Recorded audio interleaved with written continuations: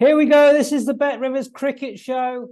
How's that? With me, Ed Hawkins, pro picker on the cricket, joined as ever by former odds compiler and pro picker himself. It's John Wright. How you going, John? Yeah, not too bad, Ed. Yourself? I'm good. And then there were five, John, we think. This is the World Cup. Another special show for you for Bet Rivers. We're narrowing these teams down now. This is the business end. We're moments away from knowing the top four, maybe even know that top four by the time you listen to this podcast. We've got three games to get through for you on this episode of the Bet Rivers Cricket Show. We're going to look at the futures market as well. Those games, though, for you, where we'll be giving you best picks. New Zealand versus Sri Lanka, Thursday from Bangalore. Then we're looking at South Africa versus Afghanistan on Friday from Ahmedabad.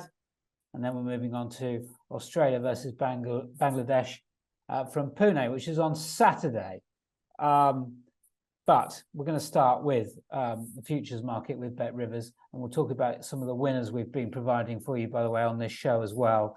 Plenty of them from the last few weeks. But John, I'm just going to read out some numbers for you. India minus 120. They're going to finish top. Australia, fantastic win against Afghanistan coming from behind. Plus 320 second favs. South Africa plus 375. They are confirmed three through to the semi-finals. Then it'll be one from New Zealand at plus 900, Pakistan plus 2,800, and Afghanistan, well, plus 12,500, plus 12,500 there. We're pretty sure they're out. If New Zealand have beaten Sri Lanka by the time you listen to this, New Zealand almost certainly in the top four. John, what can you tell me about that futures market with Bet Rivers as we kick off? Yeah, I mean, I think India, it's theirs to lose for me. I mean, at the moment, they do look by far the best side in the tournament, particularly their bowling. I mean, since the last show we've had, they've played two games and they've won. Well, they beat Sri Lanka by 300 runs, which is just ridiculous, and skittled them out, similar to what they did in the Asia Cup final, where they bowled out for 50, they bowled out for 55. It was just unbelievable demolition. And then they've done exactly the same to South Africa almost, haven't they? They've rolled South Africa over for a ridiculous, 200-run victory. So, I mean, you really can't see past them at the moment. I suppose it'll be interesting to see if it looks like being the India playing Pakistan or New Zealand or Pakistan, and then South Africa playing Australia, because South Africa beat Australia early in the tournament, the first game, caught Australia very cold. Australia have definitely improved. They've won 6 on the bounce now, although they were very, very fortunate to win today against Afghanistan. But the momentum is with them. So I would imagine that Australia versus South Africa semi-final, there won't be much in the betting. I think Australia will start slight favourites. And as you say, you can't really see India. They've beaten Pakistan convincingly. They've beaten New Zealand convincingly, and they've beaten everyone convincingly, haven't they? Really, they won 8 games. They've only got one game to go in the group, and that's against the Netherlands, who are arguably the weakest at the start, the weakest side in the event. So India could basically go 11-0. They could win every game now, couldn't they, Ed? They wouldn't put it past them. Yeah. And just touching on South Africa, I think South Africa, if they're going to win this World Cup, they've got to bat first in both their semi-final and final if they get that far. They've got issues chasing. They've even admitted it. They don't really have a template how to chase. They look very, very shaky indeed going after a score. And they've been exposed a bit, I think, as this tournament has gone on. They've got to bat first. They're one-dimensional, South Africa, aren't they, John? But absolutely. Hey, if they bat first in both games and they make 320, 330, they'll win they'll win the whole thing, probably. Listen, we'll get the games on for you now, but just some housekeeping for you on this Bet Rivers Cricket Show. Give us a follow at Because We Win on X, formerly known as Twitter, of course, so you can win across all sports. Give John Wright a follow at John Wright 15 and myself at Cricket Betting. If you are following us from our last show, plenty of winners. Last time, Gill on the runs markets plus 100. Engelbrecht, top Netherlands bat, big win that plus 10,000. Majib didn't win for us over 1.5 wickets, but John Wright absolutely on the money with Australia to beat England at a very nice price. So we're picking up winners, and we're going to pick more winners for you. Now we're starting New Zealand versus Sri Lanka Thursday from Bangalore. The Bet Rivers money line for you, -455 New Zealand, all the threes. Sri Lanka. New Zealand have got to win big, haven't they, John?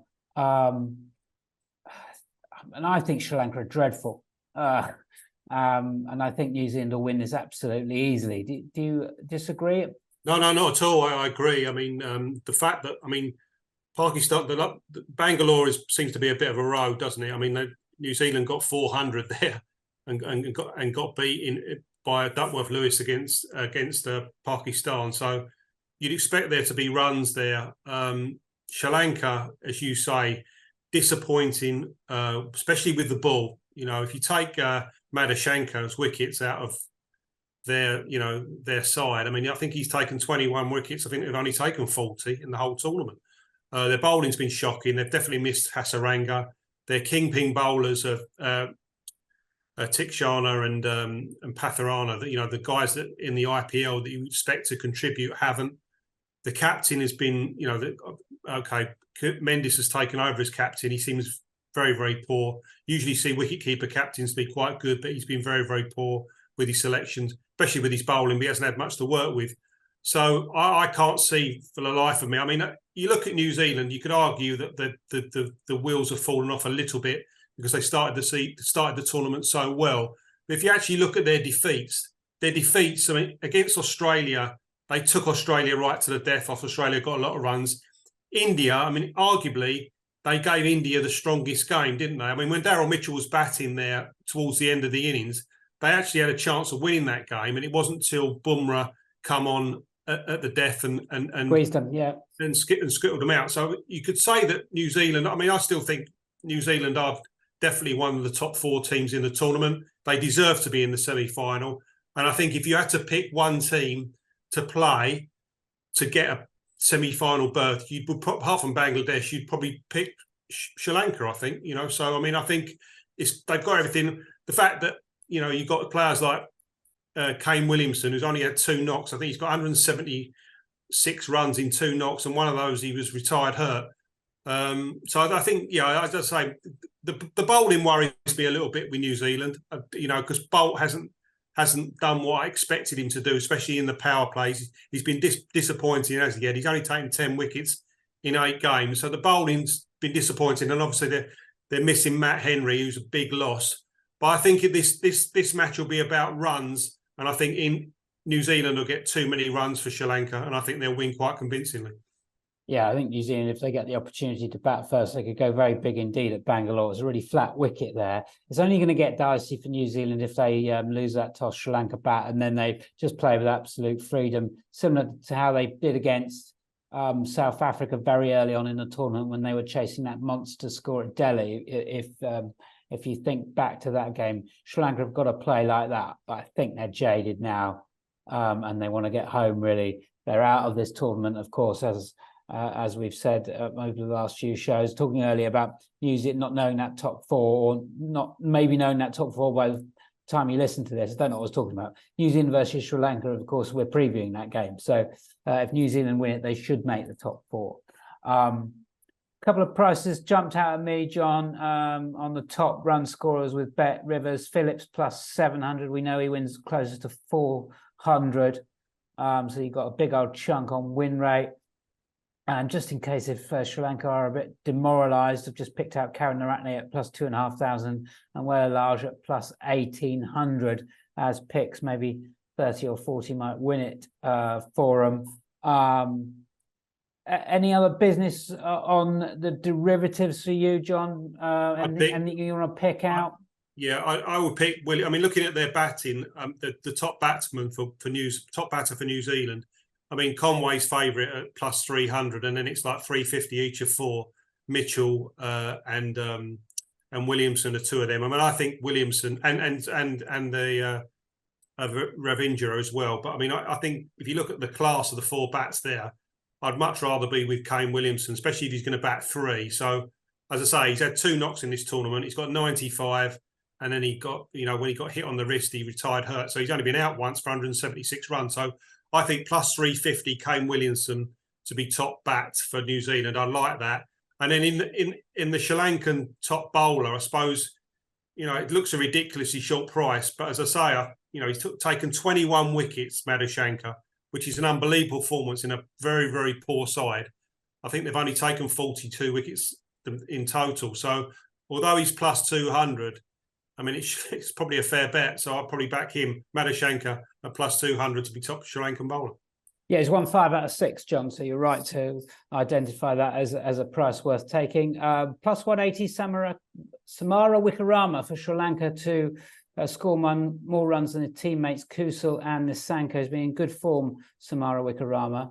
And the other two have dropped off a bit. And of course, he's protected from any new ball blitz from Bolt up top, which we think could be on the cards. Bolt got a good record against the Sri Lankans. He's plus 250 for top bowler. So that's another price for you to keep an eye on. He is returning 50% in the last 2 years, but he's had a disappointing tournament. He did start this tournament returning at close to 80%. So you can see there's been a huge dip from Bolt in terms of form.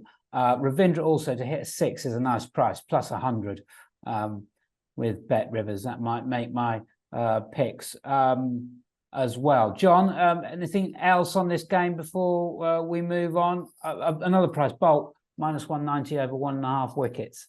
Might be a very easy win. Anything else before we move on to South Africa, Afghanistan? No, I think we've covered that one, Ed. Okay, great.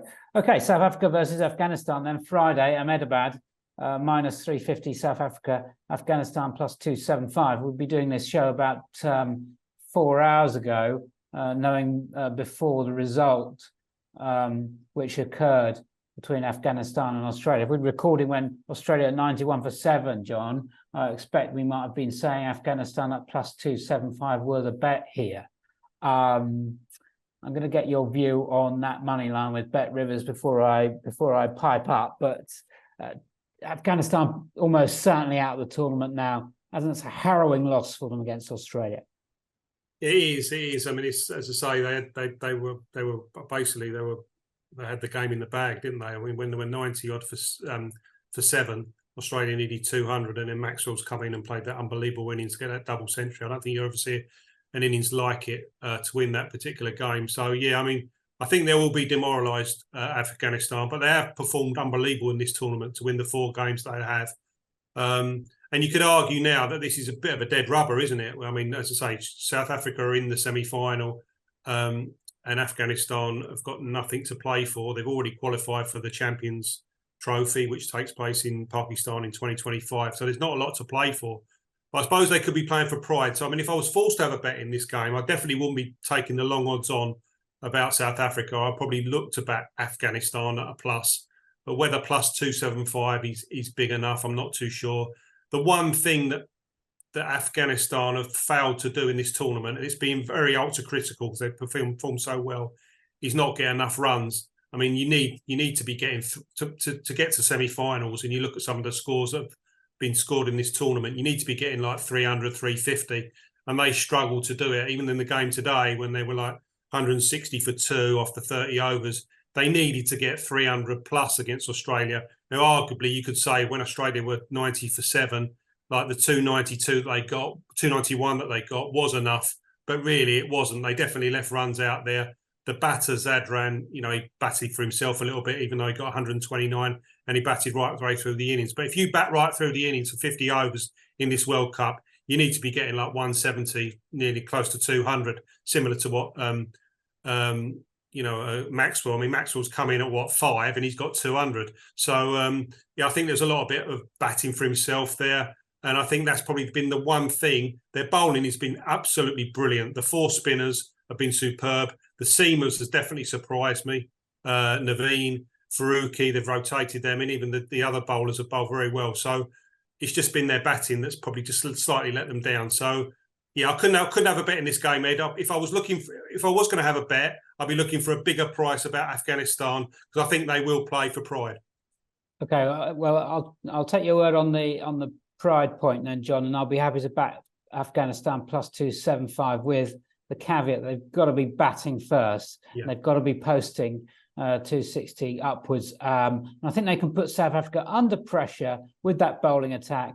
South Africa don't have that template for a chase. They do tend to panic a bit. Got into a state against Pakistan, hopeless in the chase against India. And I think they've been exposed. And Afghanistan can go really close, but they've got to bat first. Player markets, and then we'll have a look at some more options, John. I mean, I really like Henrik Klaasen, plus anything from plus 500 to top score. We know he's a plus 400 chance on win rate. And Kurtzer probably might be my top rated bet here. 7 wins, so 7 returns from 11 on top bowler. We might get plus 350 with Kurtzer, top South Africa bowler. And just a little bit of a fancy. If South Africa have worked out this Afghanistan batting lineup, and I think they're dodgy against short, quick stuff. That's what I'd be looking to target Afghanistan here. It could take 30 or 40 to win it, and that means Mohamed Nabi may come to the party at around about plus 1100. Anything for you on player markets, John? And I know we're guessing with tissue prices. No, I'm similar to you. I'd be looking at someone like Van der Dussen or maybe even, I think, Quinton de Kock will be quite short, won't he? But I'll be looking with someone like Van der Dussen or Klaasen or maybe Markram. But as I say, I wouldn't be forcing myself to have a bet in this game because I think it's pretty much a dead rubber, really. Yeah, always wary of dead rubbers. We've got another one now. Saturday, how do you bet on a dead rubber? Australia minus 800 versus Bangladesh plus 500. Bet Rivers money line for Pune Saturday. Dead rubber mismatch. What a combination. I can say from a kickoff we won't be playing that Bangladesh price. I know that. I know John Wright too well. John, am I right? Absolutely. I mean, their main player, the troublemaker, is out for the tournament. Shakib Al Hassan. So Bangladesh, yes. I mean, although they've won 2 games, how they beat Afghanistan the first game of the tournament, I don't know. If you look at the subsequent results, what's happened. Yeah, I mean, we talk about Afghanistan, don't we, John? And they've had a great tournament, etc. They should still be alive in this tournament, despite that defeat by Australia, because they should have beaten Bangladesh in game 1. Absolutely. Let's not have short memories. They only got themselves to blame. 91 for 7 against Australia, losing to Bangladesh. It's not some hard luck story, is it? No, not at all. Not at all. And sadly, I mean, Bangladesh's other victory will be tarnished by the timed out fiasco that happened that particular game, which is a little bit unsavoury. I mean, Bangladesh have been very, very disappointing in this tournament. And I think the one thing, I mean, this is a dead rubber, as you say, Ed, but I think the thing that makes it a little bit interesting is that there's probably a lot of Australians, a few Australians that are playing for places here. I mean, I think if Steve Smith's going to come back into this side, he had vertigo. He was out for the last game, the game today against Afghanistan. There'll be players that are playing for places here. I mean, Stoinis needs to get runs. I mean, if Cameron Green plays, he needs to get runs. So I think there's probably 2. If you're going to say that Warner and Head are going to open the batting and Mitch Marsh is going to bat 3, after that, I mean, whether Labuschagne and Smith are going to be in the same side. I mean, bearing in mind that you need to be dynamic against probably South Africa, probably chasing a big score. Do you need Marnus Labuschagne and Smith in the same side? I think so. I think there's probably a few places up for grabs. So I expect Australia to be really up for this game, especially when they've won their last 6 as well. I think they'll want to stay on the horse, and I think I can see them being quite. I think they'll dominate this game, and I think they're in very, very easily. You think Carey comes back into this team? We were talking off camera, weren't we, about Josh Inglis? Dreadful shot. Yeah. They might just want a bit more nous in there, a bit more battle hardened in the middle order now that Inglis has shown to be a bit weak.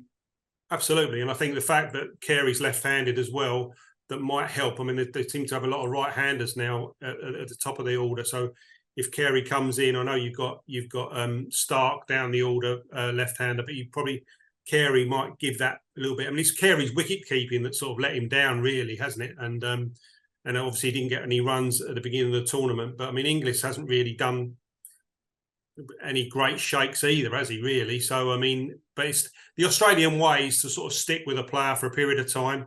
But as I say, in the game today, I mean, he played a shocking shot against Afghanistan, Inglis, and he got Australia. That was when Australia were really in a pickle when when Maxwell come in when they were on a hat trick, weren't they? Naveen was on a hat trick.